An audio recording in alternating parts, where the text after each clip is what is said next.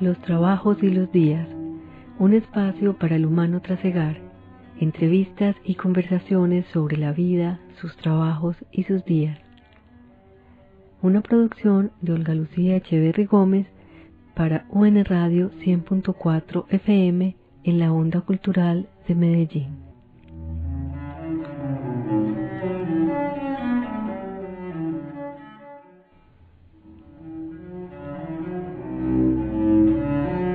Las cosas grandes deben ser dichas con sencillez, el énfasis las estropea. Jean de la Bruyère.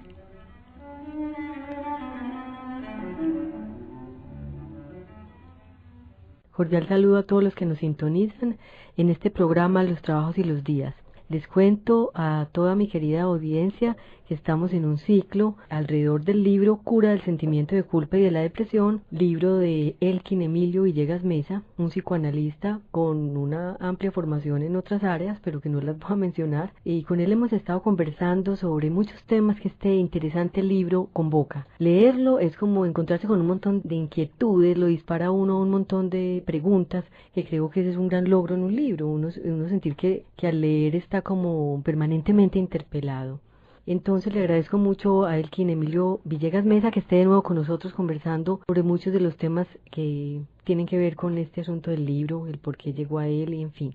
En el último programa estuvimos hablando sobre el peligro de una sociedad enferma y huérfana como es la nuestra, donde el sentimiento de culpa es casi nulo, y una sociedad de consumo que además cada vez, mejor dicho, el que no sale en televisión no existe, y entonces todos los medios de comunicación, todos los avances tecnológicos tan dirigidos a la imagen han hecho una cosa rara, que desde lo que hablábamos incluso en otro programa sobre el valor de la escucha que rescata el psicoanálisis, ese Edipo ciego que ve más cuando está ciego que cuando tenía los ojos. Me gustaría incluso conocer su apreciación sobre ese asunto de esta sociedad llena de imágenes. Todo es imagen, todo.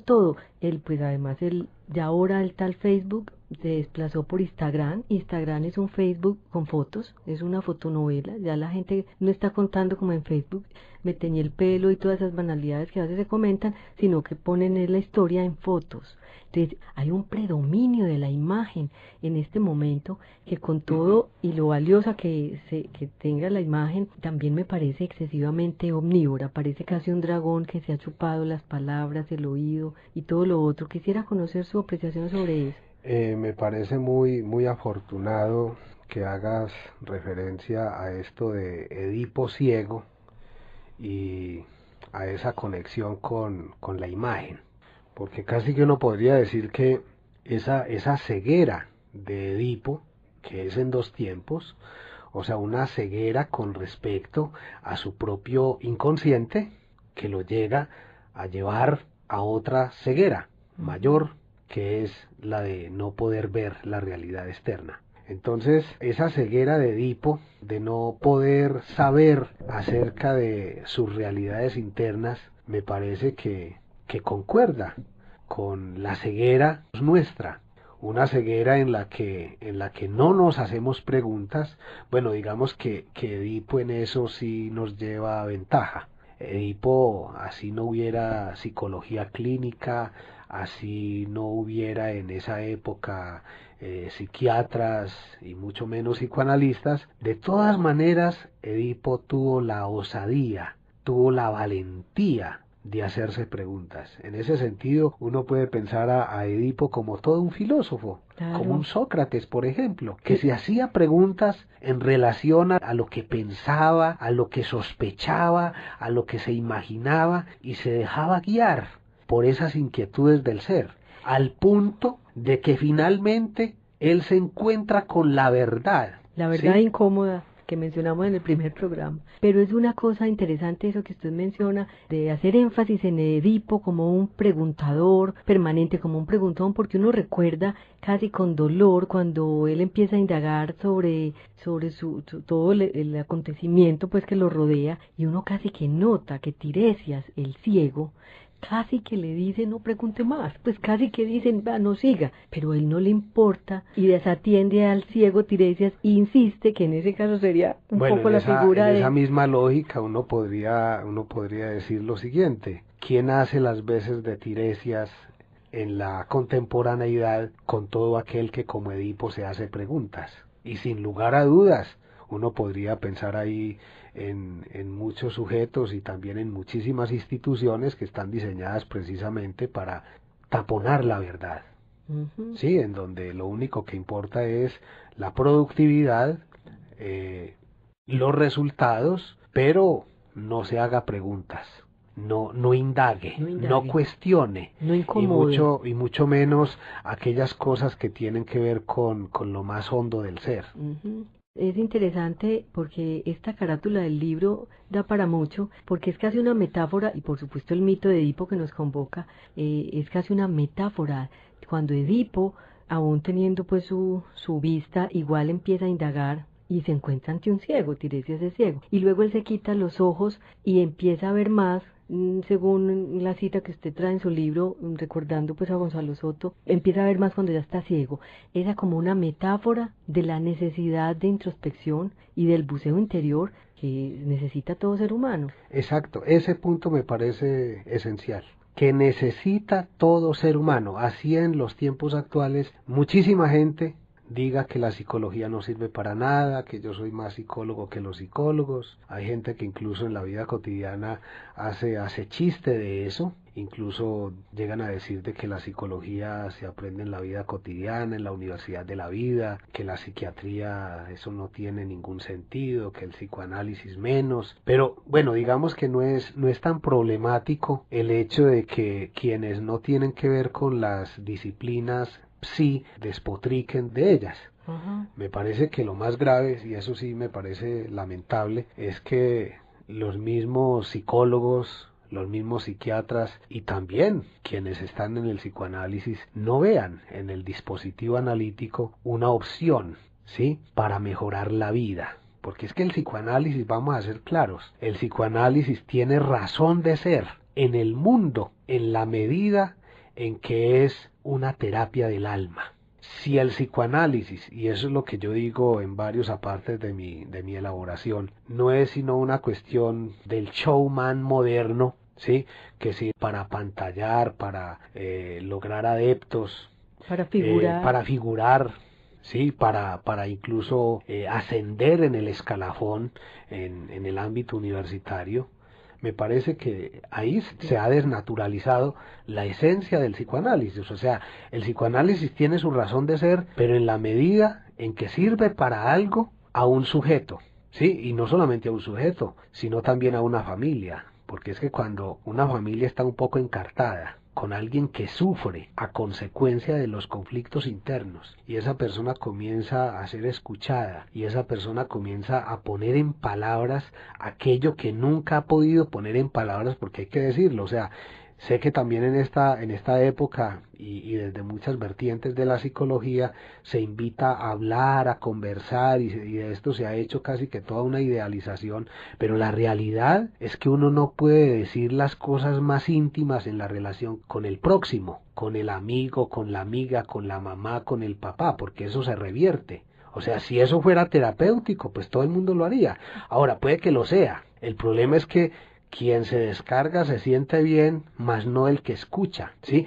La familia no es una instancia terapéutica. Sí, yo por ejemplo a mis pacientes les digo, cuando me dicen que qué opino de contarle a la mamá, al hermano, al novio, los pormenores, por ejemplo, de lo que va pasando en la sesión. Yo le digo, pues es su decisión, pero yo le recomiendo, por mi experiencia, de que no es conveniente.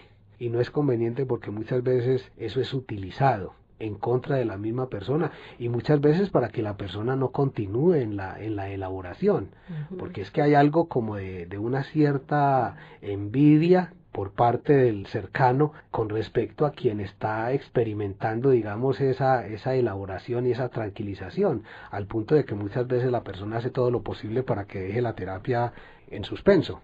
Claro, y por supuesto la filosofía también ha tenido un trabajo paralelo. Yo desde los estoicos o desde muchas otras disciplinas de la filosofía he encontrado pues la posibilidad como de acceder a esa tranquilidad del alma, a lo mejor imperfecta, pero pues yo creo que es que perfecta no se logra por ningún lado. A otras personas les sirve la religión, pues hay, digamos, hay una cosa, hay múltiples variables, pero lo interesante es que el psicoanálisis, con todo y los cuestionamientos que muchos también le han hecho, sigue teniendo una vigencia. Es decir, uno se sorprende que no haya muerto, aunque uno reconoce que ha tenido épocas de mayor importancia. El mismo Freud cayó como en el olvido, y si no es por este otro francés, Lacan, pues él también hubiera, el psicoanálisis de pronto hubiera muerto. Lacan lo revive, pero lo más interesante es que he encontrado que en su libro usted cita incluso a uno de los grandes críticos del psicoanálisis, como es el filósofo francés Michel Onfray, y en donde él dice que el psicoanálisis no cura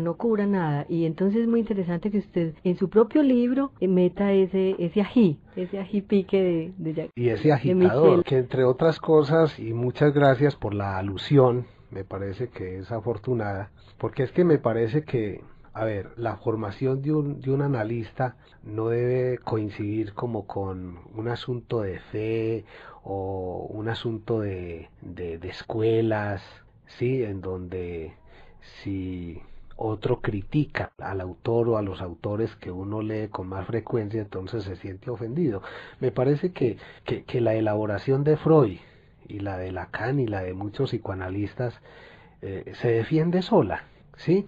Yo en lo personal cuando me leí recién salido el libro de Michel Onfray que se llama Freud, el crepúsculo de un ídolo, emulando un poco el texto de Nietzsche, yo lo comencé a leer de manera un poco desprevenida, además porque en la lectura, cuando uno ha pasado por la experiencia del análisis, ya uno lee distinto, ya uno lee los textos como cuando está en el consultorio y está escuchando a un paciente, como la frase que yo mencionaba en un programa anterior, en uno de los primeros programas, en donde hablaba de Wilfred Bion, que hablaba de que el analista ha de escuchar sin memoria y sin deseo, ¿sí? Entonces, leer para mí en los últimos tiempos es algo así como escuchar al autor en lo que tiene que decir y procurando no entrar en la lectura con mucho prejuicio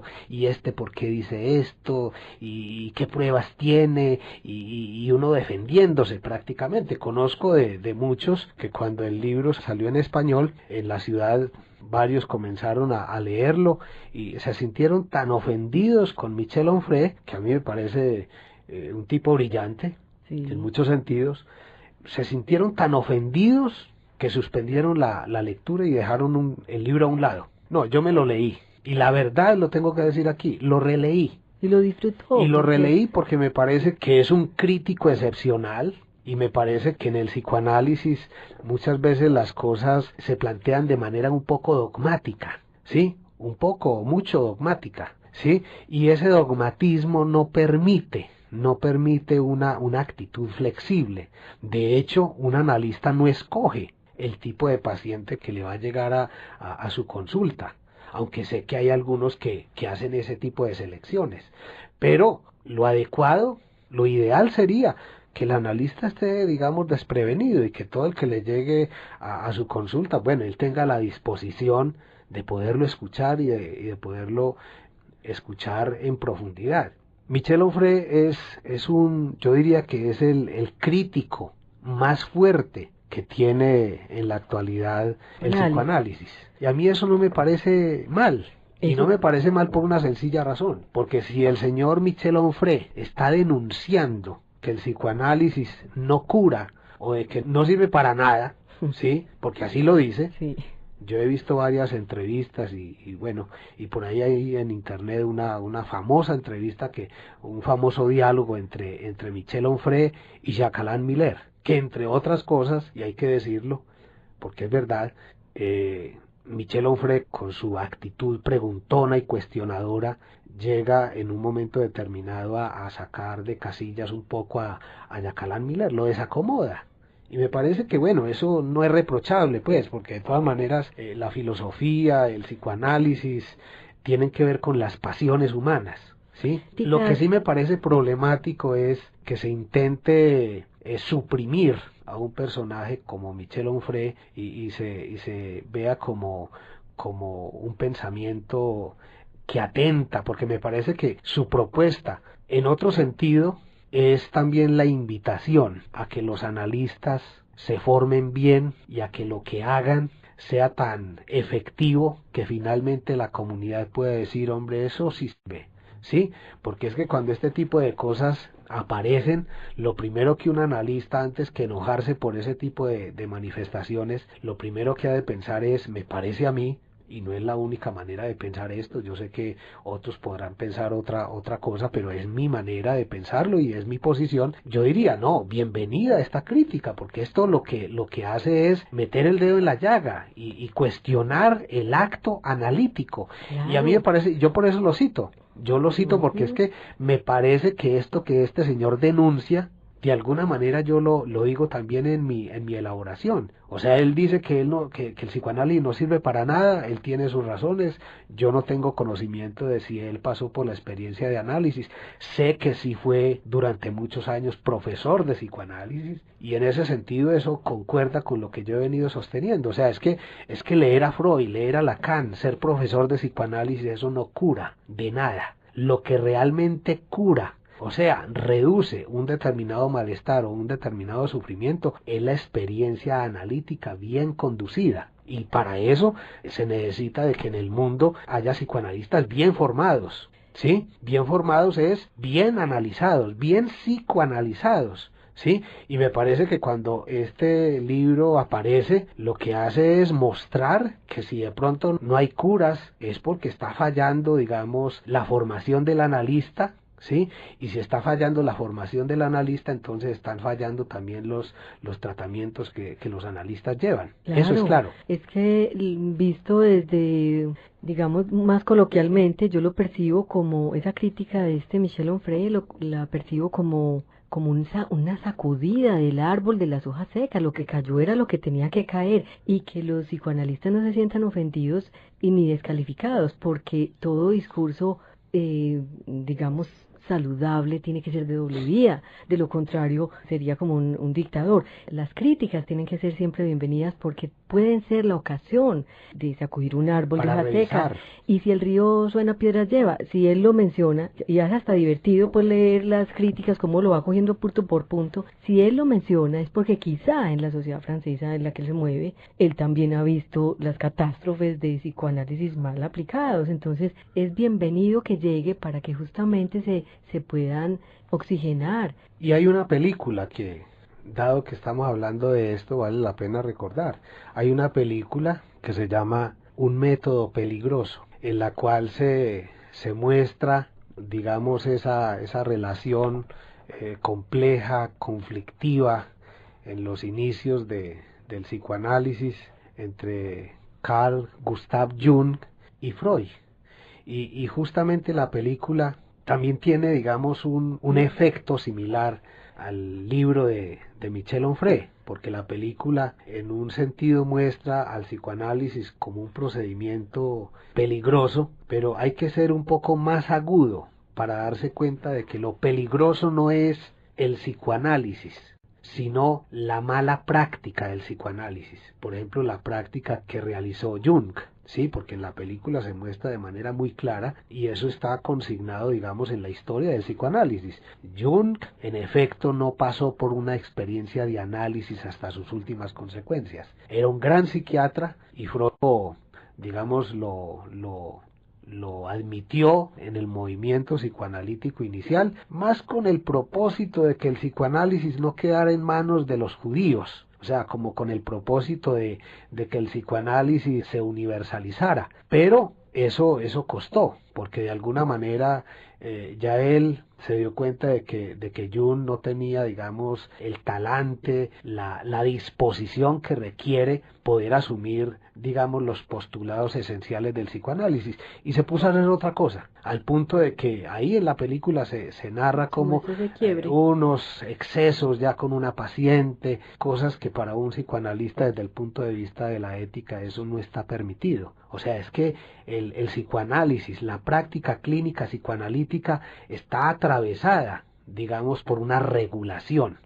Digamos que la práctica psicoanalítica, si bien es cierto, es un dispositivo que favorece el deseo del sujeto, porque eso es lo que yo finalmente digo en mi elaboración, curarse del sentimiento de culpa y de la depresión es nada más ni nada menos que conquistar una posición deseante en la existencia, y eso no es poca cosa. Para nada. Pero eso no quiere decir de que todo esté permitido. O sea, en el psicoanálisis, en su práctica, el analista está regido por principios. Y esos principios, digamos que como para el caso del abogado, digamos, son normas que no son negociables. O sea, no se ve bien de que un analista salga con sus pacientes y cosas de esas. Eso hace parte, digamos, de una práctica deformada y de una práctica de quienes no se formaron, digamos, adecuadamente y que de alguna manera proliferan esa deformación. Entonces, me parece que esta película, lo mismo que el libro de Michel Onfray, son, digamos, llamados de atención para pensar asuntos que no se han pensado de manera conveniente. Es que lo más curioso, Olga y los oyentes, es que cuando yo me puse en la tarea de hacerle el estado del arte a esa famosa frase de Jacques Miller, porque él dice, bueno, en fin,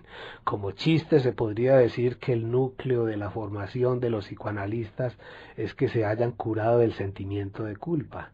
No hay tratamiento posible con culpa. Yo eso lo convertí en pregunta de investigación, y cuando me puse en la tarea de hacer el estado del arte a la luz de esa pregunta de investigación, me topo con la sorpresa de que no había nada escrito, nada publicado en esa dirección concreta, ni entre los analistas lacanianos, ni entre los analistas kleinianos, en ninguna parte. Entonces dije, bueno, dado que el sentimiento de culpa es un concepto tan importante en la obra de Freud, y que además Jacques Miller lo reconoce, porque él dice que en toda la obra de Freud eso del sentimiento de culpa está por todas partes, ¿sí? Entonces yo dije, esto sí es más sospechoso todavía, porque si el sentimiento de culpa ocupa un lugar central en el pensamiento de Freud, y Jacques Miller hace referencia a esto por medio de la modalidad del chiste, entonces se necesita ser muy ingenuo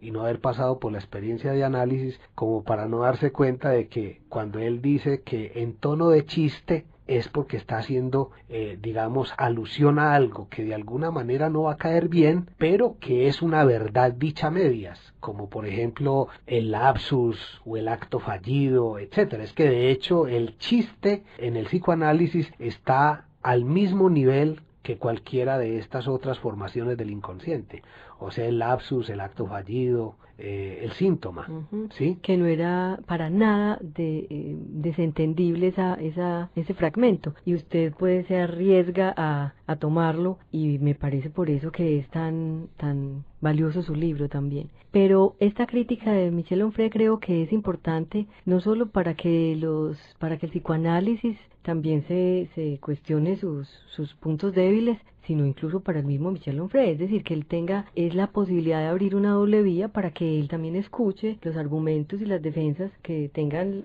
el psicoanálisis en nombre pues de los psicoanalistas franceses con los que él puede conversar, como Julia Kristeva o Jacques Millet. Entonces también para él puede ser muy útil que su crítica no sea rechazada, porque él puede también, ese es el valor del disenso, es decir, el disenso nunca es para imponerse, el disenso es para que circule la conversación o las tesis, para que caminen. Ahora hay que decir una cosa, y es que el efecto terapéutico del que da cuenta Freud en sus famosos casos clínicos, que Michel Onfray los retoma y que a partir de ahí le da durísimo a Freud, no es lo mismo que los casos clínicos de los psicoanalistas hoy en todo el mundo, empezando porque los análisis en esa época tendían a ser más tendían a ser más cortos. ¿Más cortos en qué sentido? Muchas veces las sesiones eran muy largas, pero era en tiempos cortos, digamos de meses.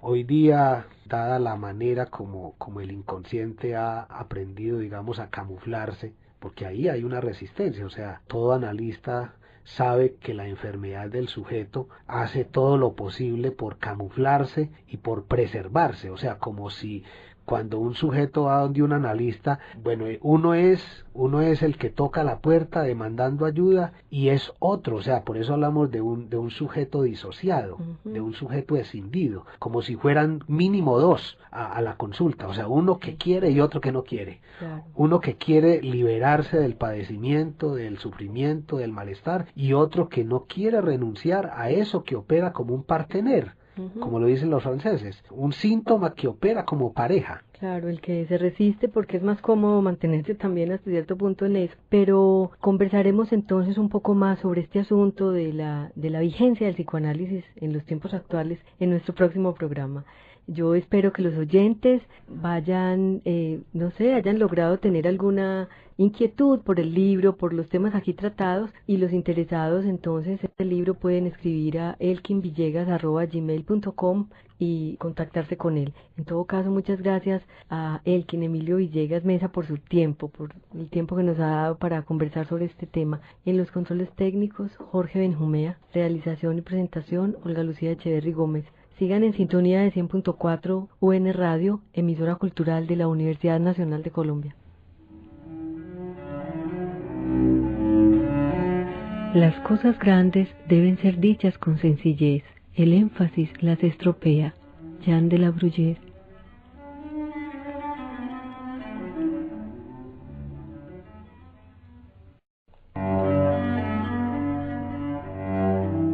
Los trabajos y los días. Un espacio para el humano trasegar, entrevistas y conversaciones sobre la vida, sus trabajos y sus días. Una producción de Olga Lucía Echeverry Gómez para UN Radio 100.4 FM en la onda cultural de Medellín.